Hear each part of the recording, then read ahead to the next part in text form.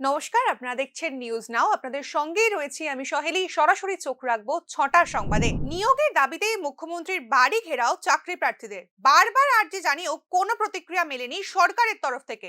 অবশেষে মুখ্যমন্ত্রীর বাড়ি ঘেরাও করে বিক্ষোভ দেখালেন ফায়ার সার্ভিসের ফিজিক্যাল পরীক্ষায় উত্তীর্ণ প্রার্থীরা।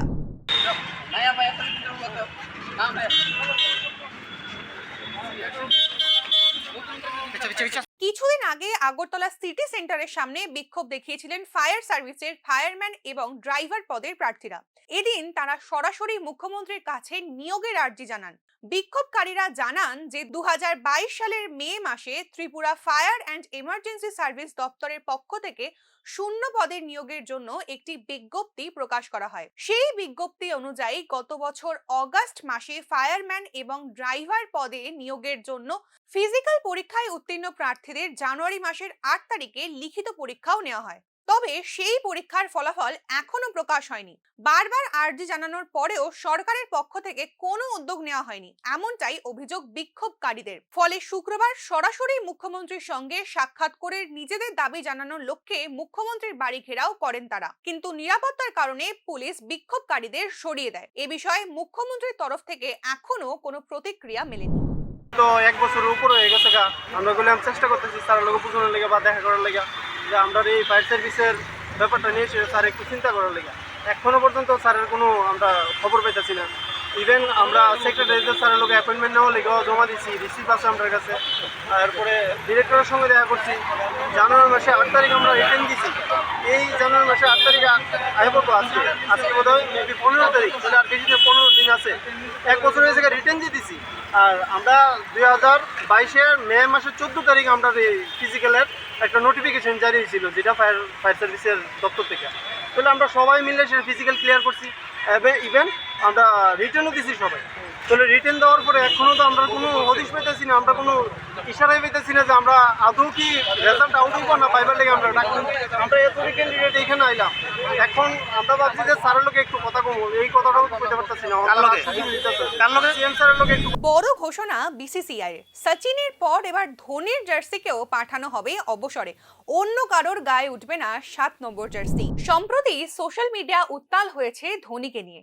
এরই মাঝে বড়সড় সিদ্ধান্ত নিল ভারতীয় ক্রিকেট বোর্ড। 2017 সালে অবসর দেওয়া হয়েছিল সচিনের 10 নম্বর জার্সিকে। তারপর দ্বিতীয় ভারতীয় ক্রিকেটার হিসেবে মহেন্দ্র সিং ধোনির 7 নম্বর জার্সিকেও অবসর দেওয়া হচ্ছে। এবার থেকে দলে কোনো নবাগত বা বর্তমান খেলোয়াড়রা 7 নম্বর জার্সি গায়ে লাগাতে পারবেন না। ভারতীয় ক্রিকেটে প্রাক্তন অধিনায়কের অবদানকে মনে রাখার জন্যই এই সিদ্ধান্ত নিয়েছে বিসিসিআই। সচিন এবং ধোনি ছাড়াও অস্ট্রেলিয়ার রিকি পন্টিং, শ্রীলঙ্কার মুথাইয়া মুরলীধরন এবং দক্ষিণ আফ্রিকার জ্যাক কালিসের পরিহিত জার্সিগুলিকেও অবসর দেওয়া হয়েছে। তাদের প্রতি সম্মান জানাতেই তাদের ব্যবহার করা জার্সির নাম্বার ব্যবহার করবেন না আর কোনো ক্রিকেটার।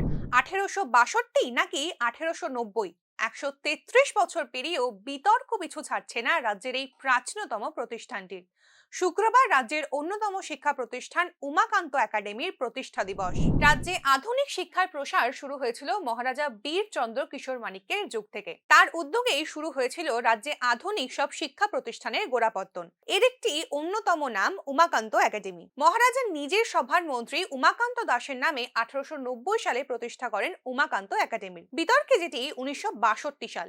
133 বছর পেরিয়ে গেলেও এই বিতর্কের সমাধান হলো না। গুগল সার্চের কল্যাণে এই বিতর্ক রীতিমতো স্থায়ী রূপ নিয়েছে। সরকারি হিসেবে উমাকান্ত একাডেমির প্রতিষ্ঠা 1890 সালে হলেও একাংশ গবেষকদের মতে এর প্রতিষ্ঠা 1862 সালে, যার সমর্থনে রয়েছে বেশ কিছু তথ্য প্রমাণও, যা বিতর্কটিকে সময় সময়ে উস্কে তোলে। যদিও এর সমাধানে কোনো সুরাহা খুঁজতে এখনো সরকারের কোনো উদ্যোগ দেখা যায়নি।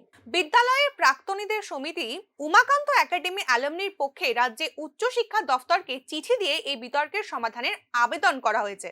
এ নিয়ে দীর্ঘদিন ধরে গবেষণা করে চলেছেন বিদ্যালয়ের প্রাক্তন শিক্ষক মৃণাল কান্তি দেবরায়। তার গবেষণায় বিদ্যালয়ের প্রতিষ্ঠা 1862 সালে হয়েছে বলে বেশ কিছু তথ্য প্রমাণ রয়েছে। এইসব তথ্য প্রমাণের পর্যালোচনা করে কোনো সরকারি সিদ্ধান্ত না নেওয়া অবধি এই বিতর্ক চলবেই।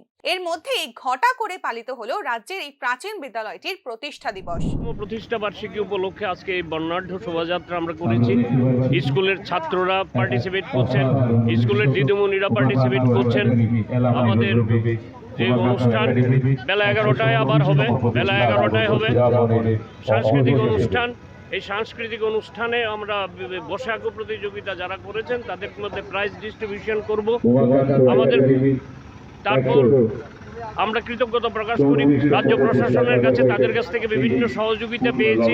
আমরা কৃতজ্ঞতা প্রকাশ করি উমাকান্ত স্কুলের শিক্ষক শিক্ষিকা, টিচিং স্টাফ ছাড়া যারা আছেন তাদের সবার প্রতি কৃতজ্ঞতা প্রকাশ করি। অ্যালুমিনির আমার যারা সদস্য আছেন, কর্মকর্তা আছেন, তাদের সবাই থ্যাংক ইউ। রাজ্যে অব্যাহত নেশা কারবার। প্রায় প্রতিদিনই রাজ্যের বিভিন্ন প্রান্ত থেকে উদ্ধার হচ্ছে নেশা সামগ্রী। বন্ধ নেই নেশা পাচার, আমদানি ও উৎপাদন। সূত্র মারফত খবর পেয়ে শুক্রবার মতিনগর এলাকায় একটি বাড়িতে তল্লাশি চালায় পুলিশ। অভিযান চালিয়ে প্রায় 2090 বোতল এসকফ সিরাপ উদ্ধার হয়, যার বাজার মূল্য আনুমানিক 10 লক্ষ টাকা। নেশাদ্রব্য উদ্ধারের পাশাপাশি বাড়ি থেকে ভিকি মজুমদার নামের এক নেশা কারবারিকে গ্রেফতার করে পুলিশ। চলছে জিজ্ঞাসাবাদ। গোপন সংবাদের ভিত্তিতে আঞ্চলিক থানা স্টাফ, বরবাবু এবং অন্যান্য স্টাফ আমরা সবাই মদিনগর এরিয়াতে একটা বাড়িতে রেড করি। রেড করার পর বাড়ির মধ্যে একটা ঘরের মধ্যে কিছু বস্তা পাওয়া যায়। বস্তার মধ্যে প্রচুর পরিমাণে এসকপ কফ সিরাপ আমরা উদ্ধার করি।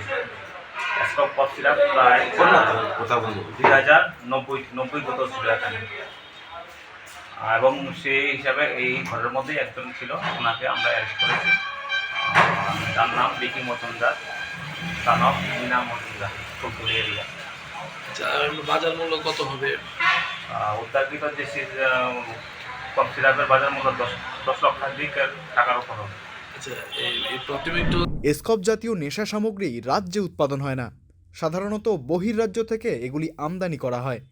এখন প্রশ্ন উঠছে, নিরাপত্তা কর্মীদের চোখে ফাঁকি দিয়ে রাজ্যে কিভাবে প্রবেশ করছে নেশা সামগ্রী? আজকের সংবাদ এই পর্যন্তই। পরবর্তী আপডেটস পেতে চোখ রাখুন নিউজ নাওয়ের পর্দায়।